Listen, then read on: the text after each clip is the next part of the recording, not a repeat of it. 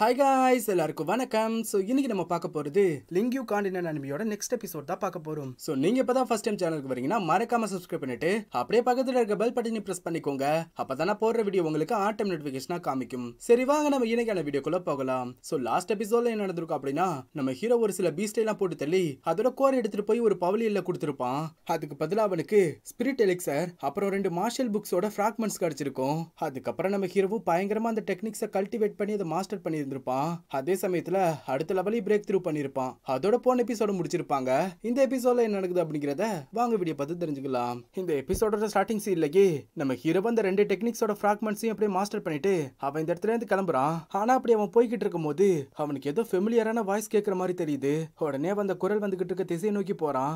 அதே சமயத்துல இங்க நம்ம பிளாக் கிட்டையும் அந்த யூயான் பொண்ணுகிட்டையும் ஒருத்தவன் பிரச்சனை பண்ணிக்கிட்டு இருக்கான். அப்ப நம்ம பிளாக் அவனை பார்த்து சொல்றான், இங்க பாரு, அந்த டைஷியான் கூட இருந்த காம்ரேட்ஸையே பயங்கரமா புள்ளி பண்ணிருக்கான். அப்படி இருக்கும்போது அவ சாகிறதுக்கு தகுதியானவன் தான். இதெல்லாம் கேட்டாங்க முன்னாடி நிக்கிறவ சொல்றான், ஒன்னு நான் என்ன அவ்வளவு சீக்கிரத்துல விட்டுவேன்னு நினைச்சியா என்ன? உனக்கு இப்ப நான் 2 ஆப்ஷன் தரேன். ஒன்னு அந்த இடத்துல இருக்க லைஃப் அண்ட் டெத் ஸ்டேஜ்ல வந்து என் கூட ஃபைட் பண்ணு. உன்னோட கை அப்புறம் காலை உடைச்சிட்டு உன்னை உயிரோட விட்டுருவேன். அப்படி இல்லைன்னு வச்சுக்கோயேன், உன் பின்னாடி நிக்கிறாள் அந்த பொண்ணு யூயான், அவளை என் கிட்ட ஒப்படைச்சிடு. என்ன இந்த 2 ஆப்ஷன்ல இப்ப நீ என்னத்தை சூஸ் பண்ண போற அப்படிங்கிற மாதிரி அவன் கேட்டுக்கிட்டு இருக்க. அப்ப இதெல்லாம் கேட்ட நம்ம யூயானும், அடே பொம்பளை பொறுக்கி, உனக்கு நான் கேக்குதா அப்படிங்கிற மாதிரி சொல்லிட்டு அந்த இடத்துல அவனை பயங்கரமா திட்டிக்கிட்டு இருக்கா. அப்ப சடனா இந்த இடத்துக்கு நம்ம ஹீரோ வரான். பிளாக் அப்புறம் யூயான், உங்களுக்கு எதுவும் ஆகல இல்ல? நம்ம ஹீரோவை இந்த இடத்துல பார்த்ததும் யூயான் அப்படியே ஓடி வந்து நம்ம ஹீரோவை கட்டி பிடிச்சிட்டு பயங்கரமா அழுவுறா. சென்டியான், நான் உன்னை கடைசியா பார்த்துட்டேன். நீ மட்டும் கொஞ்சம் தாமதமா வந்திருந்தேன்னு வச்சுக்கோயேன், இங்க என்ன நடந்திருக்குன்னே தெரியாது. இங்க பாரு யூயான், நீ ஒண்ணு கவலைப்படாத, நான் இருக்கேன். இங்க நான் இருக்கிற வரைக்கும் உன்னை எவனாலையும் தொட முடியாது. அதை கேட்டா அவளும் அந்த இடத்துல ரொம்ப சந்தோஷப்படுறா. அப்ப அதே நேரத்துல அங்க பிரச்சனை பண்ணிக்கிட்டு இருந்தவ சொல்றான், டே யார் ராணி, இங்க நாங்க பேசிக்கிட்டு இருக்கங்க, அப்படி இருக்கும்போது குறுக்க வந்து சீனை போடுற. மரியாதையா நீ இப்ப இங்க இருந்து ஓடி போயிடு, அப்படி இல்லனா இங்க என்ன நடக்கும்னே தெரியாது அப்படிங்கிற மாதிரி அவ சொல்ல. அப்ப அவனை பார்த்த நம்ம ஹீரோவும் பிளாக் கிட்ட அவ யாரு அப்படிங்கிற மாதிரி கேக்குறான். அப்ப பிளாக் சொல்றான், இவனோட பேரு ஹான்ஃபெங், இவன் ஹெவன்லி செக்டோட அவுட்டர் டிசபிள். அது மட்டும் இல்லாம இவன் அந்த டைஷியானோட சாவுக்கு நாங்க தான் காரணம்னு சொல்லிட்டு இவன் தினமும் யூயானை இப்படி வந்து தொந்தரவு பண்ணிக்கிட்டே இருக்கான். அப்ப அதே நேரத்துல அவ சொல்றான், சரி என்னை பத்தி தெரிஞ்சுக்கிட்டதெல்லாம் போதும், நான் எவ்வளவு பவர்ஃபுல்னு உனக்கு இப்ப புரிஞ்சிருக்கும்னு நினைக்கிறேன். அதனால மரியாதையா அந்த பொண்ணை இங்கேயே விட்டுட்டு நீங்க எல்லாரும் இங்க இருந்து ஓடி போயிடுங்க அப்படிங்கிற மாதிரி அவ சொல்ல. அப்ப அதை கேட்ட நம்ம ஹீரோவும், இவ சாதாரண ஒரு டம்மி பீஸ், இவ சொல்றதெல்லாம் ஒண்ணு பெருசா கண்டுக்காத, வாங்க இங்க இருந்து போலான்னு சொல்லிட்டு அவன் பாட்டுக்கு அங்க இருந்து கிளம்ப. அப்ப அதை பார்த்து அவனு செம்ம காண்டாகிறான். அடே, யார பாத்துற டம்மி பீஸ்ன்னு சொன்ன, நான் இப்போ யாருன்னு உனக்கு காமிக்கிறேன்னு சொல்லிட்டு அவ சடனா நம்ம ஹீரோவை அட்டாக் பண்ற மாதிரி பக்கத்துல வந்துடுறான். அப்ப அதை சென்ஸ் பண்ண நம்ம ஹீரோவும் அவன் பண்ண அட்டாக் தடுத்து அவன் அடிச்சு சும்மா பறக்க விட்டுறான். இம்மார்டல் செக்ட்ல இப்படி எல்லாருக்கும் முதுகுல குத்துறதுக்கு தான் சொல்லி கொடுத்தாங்களா என்ன அப்படிங்கிற மாதிரி நம்ம ஹீரோ அவனை பார்த்து கேட்க. அப்ப இந்த இடத்துக்கு வந்த 2 பேரும் நம்ம ஹீரோ பார்த்து தான் அப்படியே பேசிக்கிட்டு இருக்கானுங்க. ஏய், அந்த இடத்துல இருக்கிறது அது சென்டியான் தானே, அவ ஒரு லூசர் ஆச்சே, அப்படி இருக்கும்போது இப்ப எப்படி இவ்வளவு பவர்ஃபுல்லா இருக்கா அப்படிங்கிற மாதிரி அவனுங்க சொல்லிக்கிட்டு இருக்க. அப்ப அதே நேரத்துல இதெல்லாம் கேட்டுக்கிட்டு இருந்த அந்த ஹான்ஃபெங்கும் அந்த இடத்துல சரியான காண்டாகிறான். அடே சென்டியான், உனக்கு என் கூட வந்து ஃபைட் பண்றதுக்கு தைரியம் இருக்காடா? உனக்கு தைரியம் இருந்தா என் கூட வந்து ஃபைட் பண்றா. என்ன நீ லூசுத்தனமா பேசிக்கிட்டு இருக்க? இப்பதானே உன்னை அடிச்சு பறக்க விட்டேன். அப்படி இருக்கும்போது உன்னை திருப்பி அடிச்சு பறக்க விடுறதுக்கு எனக்கு ரொம்ப நேரம்லாம் ஆகாது. ஓவரா பெருமைப்படாத. அந்த நேரத்துல நான் கொஞ்சம் கவனக்குறைவா இருந்துட்டேன். இப்போ உனக்கு தைரியம் இருந்தா அந்த லைஃப் அண்ட் டெத் ஸ்டேஜ்ல வந்து என் கூட ஃபைட் பண்ணு. அதுக்கு உனக்கு தைரியம் இல்லனா இப்ப உடனே என் காலில் விழுந்து மன்னிப்பு கேட்டுட்டு இங்க இருந்து ஓடி போயிடு. அப்ப இதெல்லாம் கேட்ட நம்ம ஹீரோ நினைக்கிறான், ஆடே வந்து தானா தலைய கொடுக்குது.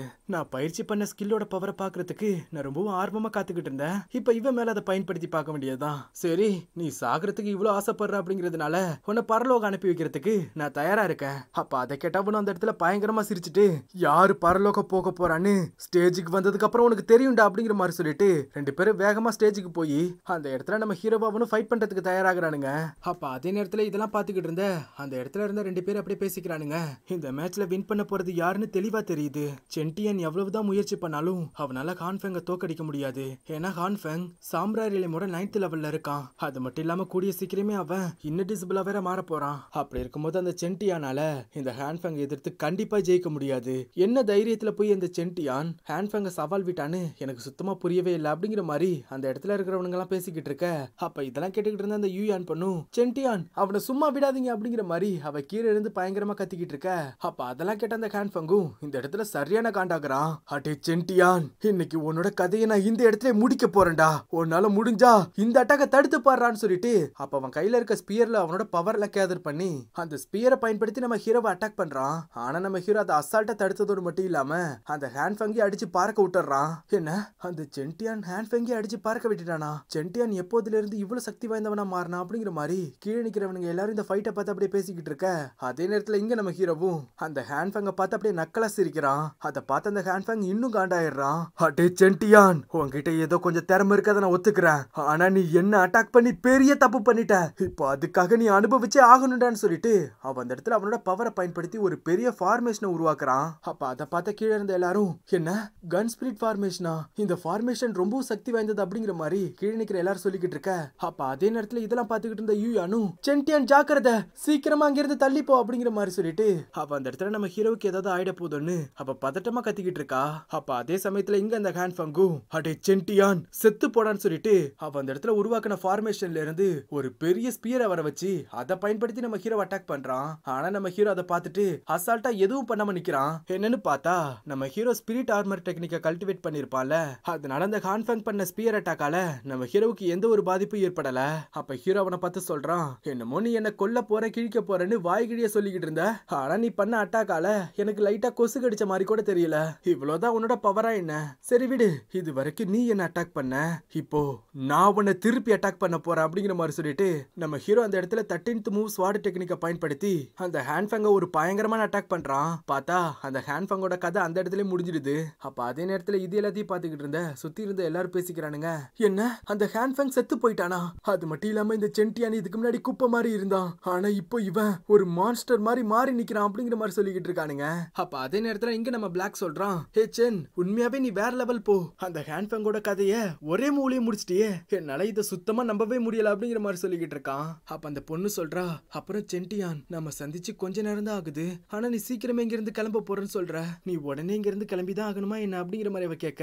அப்ப அதை கேட்ட ஹீரோ சொல்றான், இங்க பாரு யூயான், என்னோட குடும்ப விஷயங்கள் ஒரு சிலதை சமாளிக்க வேண்டியது இருக்கு, அதனால நீ ஒண்ணு கவலைப்படாத, நான் கூடிய சீக்கிரமே திரும்பி வந்துடுவேன் அப்படிங்கிற மாதிரி ஹீரோ அவளை பார்த்து சொல்ல. அப்ப இதெல்லாம் கேட்ட பிளாக் சொல்றான், இங்க பாரு சென், நீ அந்த டைஷியான் அப்புறம் ஹேண்ட் ஃபங்னு 2 பேரோட கதையை முடிச்சிட்ட, அதனால அவனுங்களோட ஃபேமிலியை சேர்ந்தவனுங்கனால உனக்கு கண்டிப்பா பிரச்சனை வர வாய்ப்பு இருக்கு, நீ இன்னும் கொஞ்சம் ஜாக்கிரதையாரு அப்படிங்கிற மாதிரி சொல்றான். சென்டியான், எனக்கு நீ ஒரே ஒரு விஷயத்த மட்டும் சொல்லு, நீ உன்னோட குடும்ப விஷயங்கள் எல்லாம் முடிச்சிட்டு எப்போ திரும்பி வருவ? குறிப்பா சொல்ல போனா ஒரு 4 இல்ல 5 மாசம் ஆகும். என்ன அவ்வளவு நாட்களா? சரி, கொஞ்சம் கவனமாயிரு, உன்னை நீ நல்லா பாத்துக்கோ. அப்ப அதை கேட்ட நம்ம ஹீரோவும், நீங்க 2 பேருமே கொஞ்சம் கவனமாயிருங்க, சரி நம்ம கூடிய சீக்கிரமே பார்க்கலாம் அப்படிங்கிற மாதிரி சொல்லிட்டு நம்ம ஹீரோ இந்த இடத்துல இருந்து கிளம்பிடுறான். சோ நம்ம ஹீரோ போய்கிட்டு இருக்கத இந்த பொண்ணு இங்க இருந்து ஏக்கமா பாத்துக்கிட்டு இருக்கா. அப்ப இத பார்த்த பிளாக் சொல்றான், ஏ யூயான், என்ன நீ சென்னை அப்படி பாக்குற, ஒருவேளை நீ சென்னை லவ் பண்ண ஆரம்பிச்சிட்டியா என்ன? அப்ப அதை கேட்டா அவளும், இது உன்னோட பிசினஸ் ஒண்ணும் கிடையாது, நீ ரொம்ப ஓவரா பேசுற அப்படிங்கிற மாதிரி சொல்லிக்கிட்டு இருக்கா. ஆனா அதான உண்மை, அவனை பார்த்து ஓவரா வழியாத அப்படிங்கிற மாதிரி சொல்ல. அதை கேட்ட இந்த பொண்ணு நீ என்ன சொன்னன்னு சொல்லிட்டு பிளாக்க போட்டு துரத்திக்கிட்டு இருக்கா. அப்படியே இந்த இடத்துல சீன் கட் ஆக சோ அடுத்த சீன்ல நம்ம ஹீரோ போட்டு தள்ள அந்த டைஷியானோட பிரதர் ஷான்ஹூவை காமிக்கிறாங்க.